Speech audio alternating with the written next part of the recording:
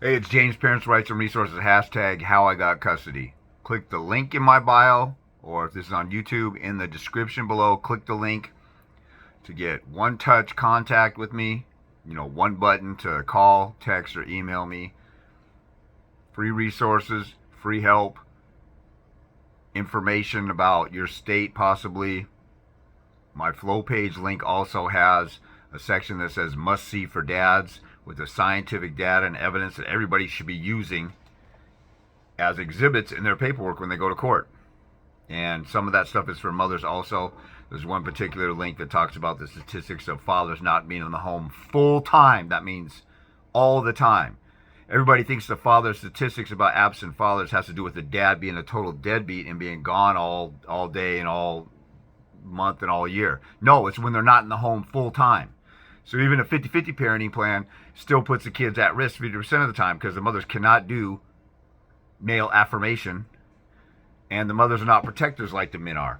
So that being said, and mothers are 60% of all physical child abusers. They commit 90% of alienation. And then the stepdads, the new boyfriends, the new husband, those are the highest count of child molesters out there. So that being said, here's what you can expect in a consultation with me. First of all, because people ask that all the time, they want proof that I know what I'm talking about. Also, the proof that I know what I'm talking about is my wins in Superior Court, at the family court level, and in the Court of Appeals. I've been to all levels of court before.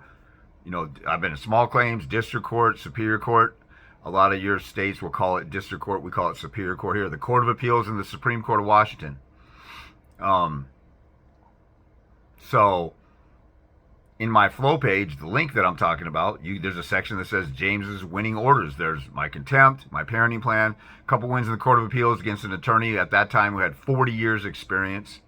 So that's proof that I know what I'm talking about. But in a consultation, what we'll go over is everything that you need to know. If you have an attorney, well, I'll be at, usually what I usually like to do at the beginning of a consult, everybody likes to tell me, go back 20 years. Oh, when I first met her, she was really cute and blonde and long hair and really shapely, and then she gained some weight, and our favorite ice cream at the ice cream shop was pralines and cream and blah. I don't need to hear all that stuff. I need to know, first of all, the first thing I need to know when we talk is what are your court orders in place right now?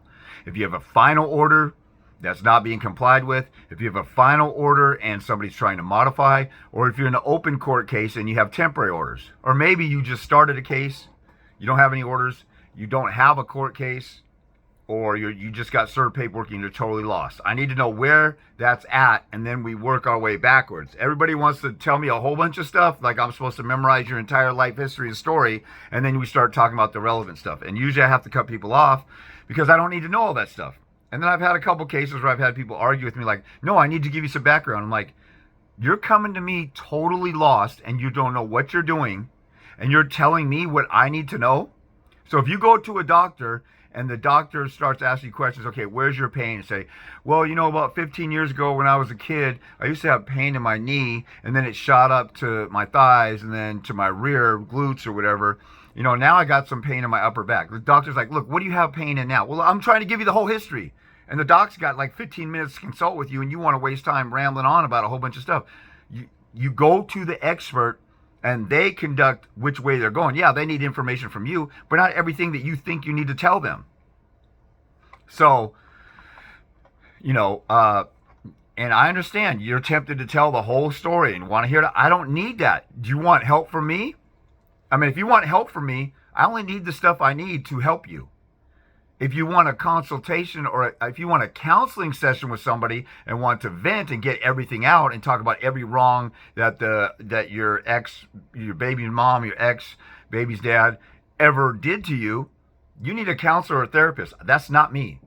I'm a solution-based, let's get going, let's talk about your options and stuff like that. So, usually when I know what your court orders are and what the problem is right now, we can move forward because all we care about is what the problem is right now, right? Do you care about, talking about the 3 different guys she slept with early in the relationship that you just found out like a year ago, and right now you're defending against a contempt motion or you need to find her in contempt? Why would I need to know all that stuff? I don't want to waste any time. Like, I could sit back and listen to your whole story. By the time the hour is up, I'll say, well, okay, now I want to talk about what you need to do. That's going to take me an hour, so you need to pay for another hour. And then you might get mad, well, I just wasted my time. Well, you're the one who wanted to ramble on and run your mouth. So I don't want to waste your time and your money. I got a conscience, so I'm not going to hustle you, even though I could be making twice as much money as I'm making now, barely getting by with what I do. But I actually care about this stuff. And you guys know that I'm genuine and real about this because I talk straight talk. I say stuff that offends people and risk losing potential customers. And I don't kiss butt and I don't fake it like your attorney does when they promise you aggressive advocacy and litigation skills and that they will fight for you. And then after they get their big fat retainer from you, maybe they fight at the first hearing and then they sit on it. Whoa, trust the process. Wait till you see what the guardian ad litem says. Wait till the mother commits 20 more contempts and you lose out on 20 more weekends with the child before we do something. And then maybe we'll get the kid back. And then by the time trial rolls around, they say, well, I need $10,000 for trial and I'm bailing on you. Because they plan on resolving your case at mediation. And, by that time you spent $10,000, $15,000, $20,000 and then on to the next one without lifting a finger. Do you realize how you now know what's really going on here? How this stuff really works? And you would trust an attorney over me. Somebody who won in court without a lawyer and have helped hundreds of guys do the same thing without an attorney get full custody. And thousands more get 50-50 in fair visitation or do better after they fire their attorney. So when we consult, I'm going to figure out where are you at now, right now, and what are the issues. Is the other parent withholding the child? Is the other parent harassing you? Is the other parent alienating the child? Or are your kids totally alienated? You haven't seen your kids in months or years, and you haven't even attempted to do a contempt motion, which is the number one recourse that you have, and you haven't tried to go back and modify. Or you have trial coming up. See, I can't do an explanation of exactly what I would do and say in every scenario because you have the whole game. You have trial coming up. You're in the middle of the trial. You just lost your attorney right before trial. You need to represent yourself at trial. You're appealing trial. You're doing a reconsideration. You need to do a contempt motion. You need to fight off a restraining order.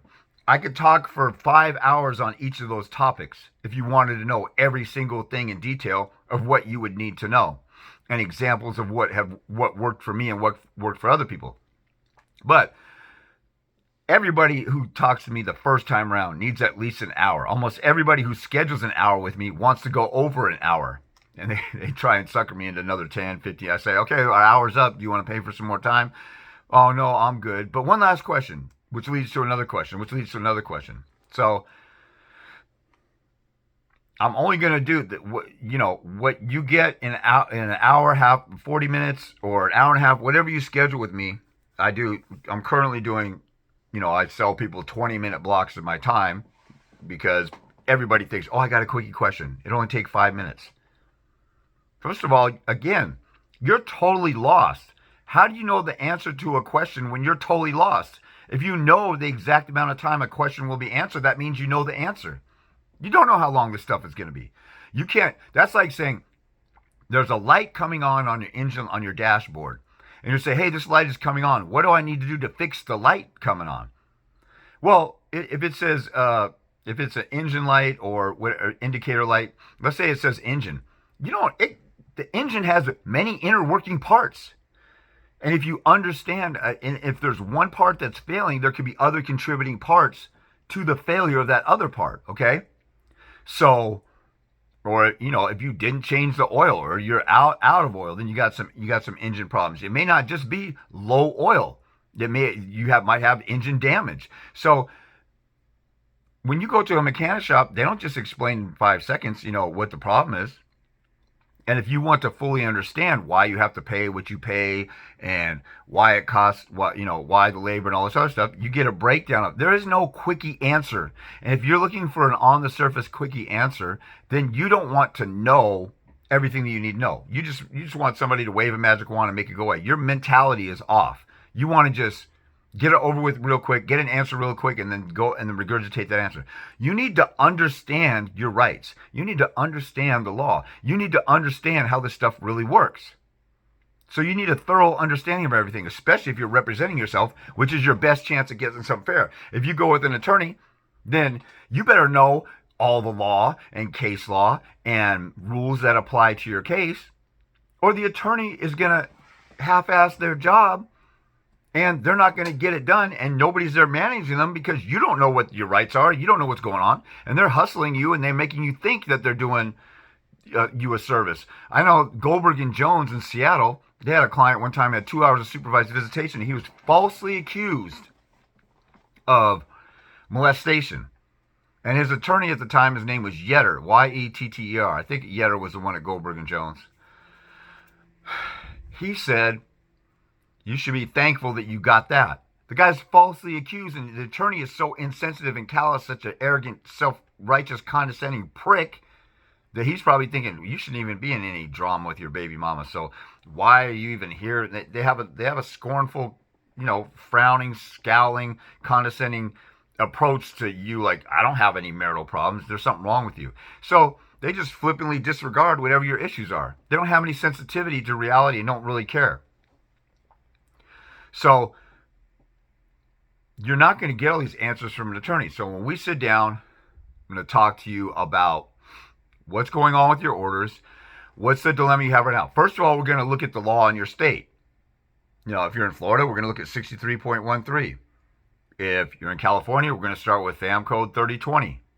If you're in Washington, we're going to start with RCW 2609002. And if you're in Washington, or I don't know if I have a Florida link, but if you go to my flow page and you scroll all the way down, Washington has 4 different links I have there for you guys, including the number 1 contempt case law and the number 1 Supreme Court decision in Washington dealing with custody to a father. If you're in Washington and you've been paying attention to me, you haven't looked at that. You don't care enough to get off your rear and to find out everything you need to know to help you on your case. Like if this stuff was out here, I would have already, when I had my custody battle, I would have already been through everything and looked for everything high and low. That's why I could tell you guys when you're being lazy or cowardly or you don't care. Because if you cared, you would be taking advantage at least of the free stuff. I got guys who got full custody without any consult with me. They just watched my videos obsessively and wrote stuff down, went to the court, watched a court hearing, got ready for court. Just like anybody who is obsessed with whatever, like Tom Brady is obsessed with being the greatest and studying film and getting ready and eating right, all the stuff that he does to be arguably the greatest quarterback ever. Now, you don't have to be the greatest parent ever, but you got to put in some effort to want to fight for your kid. If you don't want to do that, then quit now and make it easy on yourself, okay? But you're going to have to live with that regret the rest of your life. So we'll go through the law. We'll go through the local court rules and the state court rules. If you're totally lost on how to do something, how to file it, where to find the court papers that apply. If I have a packet, then I'll explain that to you in my store. Everybody, whether you got an attorney or not, needs my evidence rule video in my store to learn the rules of evidence, because your attorney should be objecting left and right, because evidence rules are violated in family court all the time. If you've been to a court hearing, your attorney didn't object once, your attorney's totally incompetent and a moron. The rules of evidence are violated every day in every hearing at family court, all the time. And there's at least 7 or 8 that you need to know by heart and understand the whole grasp of the whole grasp of all them. So we'll talk about the rules that people have to abide by.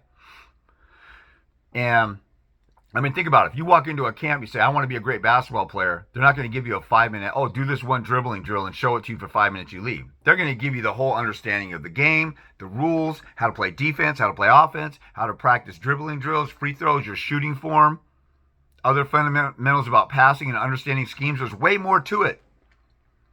I want to be a custodial parent. I want to be a 50-50 parent. Well, there's way more to it.